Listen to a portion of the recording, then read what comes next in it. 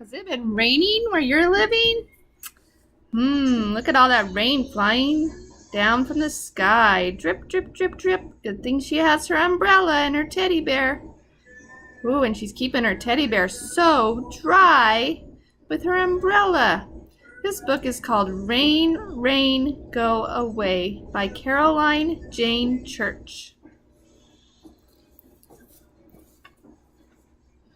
Rain, rain. Look at all that rain. Look, do those little kids look happy or kind of sad?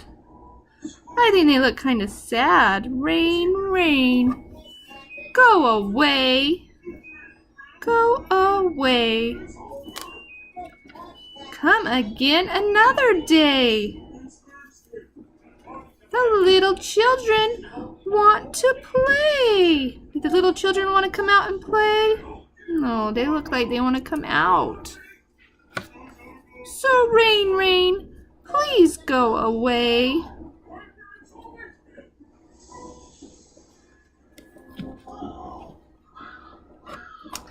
Hooray! Did the rain go away?